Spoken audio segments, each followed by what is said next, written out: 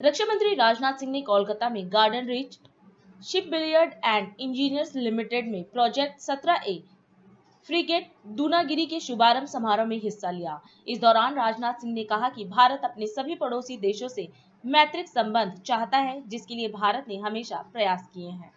आगे क्या कहा राजनाथ सिंह ने, आप खुद सुने DID न्यूज पर। आज गार्डन रीच शिपबिल्डर्स लिमिटेड द्वारा world class steel frigate Dunagiri की लॉन्चिंग हो रही है। इस अवसर पर आप सभी के बीच उपस्थित होकर सचमुच मुझे बेहद खुशी है। मुझे जानकारी दी गई है कि दूनागिरी गिरी क्लास की 4th शिप का यह पुनरावतार है, रिकॉर्नेशन। रिकॉर्नेशन की हमारे देश में बहुत ही पुरानी परंपरा रही है। नए रिकॉर्नेशन का सामान्य अर्थ होता है कि वह नई परिस्थितियों के बिल्कुल अनुरूप हो, यानी अप टू डेट हो।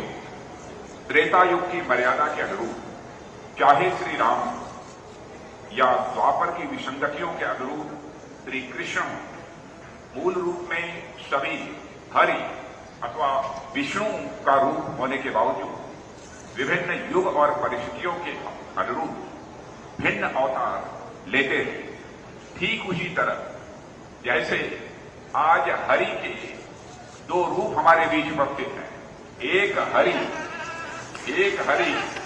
यानी एडमिरल आर हरि कुमार नौसेना प्रमुख का दायित्व संभाल रहे हैं, तो हमारे दूसरे हरि यानी कमांडो PR हरि DRC के CMD का कार्यभार संभाल रहे हैं। ऐसे ही दूनागिरी शिप का यह अवतार भी वर्तमान और भविष्य की जरूरतों के अनुरूप बिल्कुल अप टू डेट है। साथियों, दूनागिरी मल्टी डायमेंशनल कैपेबिलिटीज के साथ वर्ल्ड क्लास स्टील फ्रिगेट होगी, जो समुद्र से लेकर आसमान और अंडर वाटर तक में दुश्मनों को पूरी तरह तबाह कर सकेगी। इसकी लॉन्चिंग GRC के गोल्डन जर्नी का एक नया और महत्वपूर्ण पड़ाव है, ऐसा मेरा मानना है। इसके लिए मैं इंडियन नेवी, GRC के सभी इंजीनियर्स, रिसर्चर्स और टेक्नीशियंस को अपनी ओर से हार्दिक बधाई भी देता हूं और साथ ही मैं उन्हें हार्दिक शुभकामनाएं भी देता हूं। साथियों, जब इस आयोजन की रूपरेखा मेरे सामने रखी जा रही थी, तो मेरे एक अधिकारी ने कहा कि Indian navy, Indian coast guard और देश के अनेक शिपयार्ड्स लगातार प्रगति कर रहे हैं और आए दिन किसी न किसी शिप की लॉन्चिंग और कमीशनिंग यह करते रहते हैं। अब मुश्किल इस बात की एक जैसे आयोजन में बार बार बोला भी जाए तो क्या बोला जाए। मुझे नहीं मालूम कि इस बात को आपके सामने रखा जाए या नहीं रखा जाए, यह तो मैं नहीं कह सकता। लेकिन मैंने कहा कि बात तो सही है, पर मैंने उनसे एक बात कही जो किसी समय प्राचीन ग्रीक फिलॉसफर हेराक्लिटस ने कहा था। उन्होंने कहा था, no man ever steps in the same river twice, for it is not the same river and he is not the same man.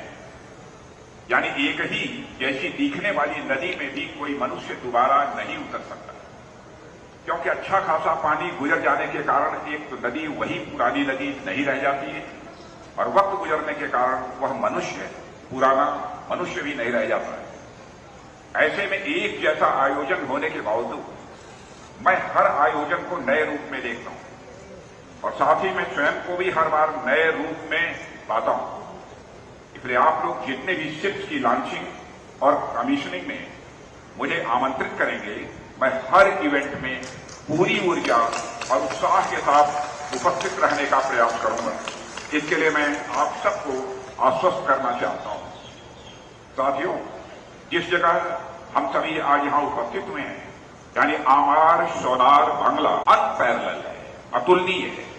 हजारों वर्ष पहले यहीं के ताम्रलिप्ति पोर्ट के माध्यम से अनेक देशों के साथ हमारे ट्रेड रिलेशंस भी हुआ करते थे। साथियों, आज दूनागिरी की लॉन्चिंग इंडियन नेवी के विजन और GRC के कर्मियों की परिश्रम और लगन का ही परिणाम है। यह हमारे नेवी की विजनरी अप्रोच ही थी, जिसके चलते इसने 60 में in house ship design organisation का सेटअप कर दिया था और गिरी क्लास 1970 के दशक में बायर्स नेवी में विल्डर्स नेवी की जर्नी का इंपॉर्टेंट माइल स्टोन था। तब से लेकर आज तक हमारी नेवी आत्मनिर्भरता की राह पर तेजी से प्रगति करती जा रही है। साथियों, आज दुनिया बड़ी तेजी से बदल रही है। देशों के बीच आर्थिक, राजनीतिक और व्यापारिक संबंध ये लगातार बदल रहे हैं। कुछ समय पहले ही कोविड की, फिर मिडिल ईस्ट, अफगानिस्तान और यूक्रेन की स्थिति से भी हम सब अच्छी तरह वाकिफ हैं।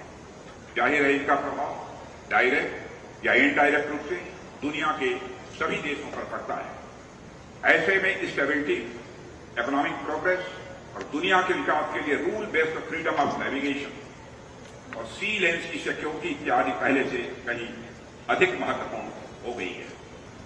साथियों, भारत अपने सभी पड़ोसी देशों से मैत्री का संबंध चाहता है। इसके लिए भारत लगातार प्रयास करता रहा है।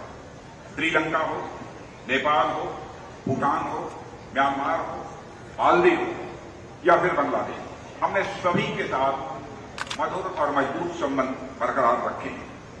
श्रीलंका आज जिन कठिन परिस्थितियों से गुजर रहा है, आप सभी अच्छी तरह वाकिफ हैं। हालांकि कोविड और यूक्रेनियन कॉन्फ्लिक्ट के चलते भारत भी प्रभावित हुआ है। उसके बावजूद हम अपने मित्र श्रीलंका की यथासंभव मदद करने की कोशिश कर रहे हैं।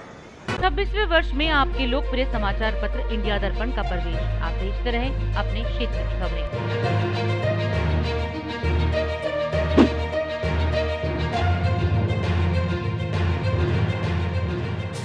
और अधिक खबरों के लिए आप हमारे YouTube चैनल दैनिक इंडिया दर्पण को अभी सब्सक्राइब करें और नोटिफिकेशन के लिए बेल आइकन को प्रेस करना ना भूलें।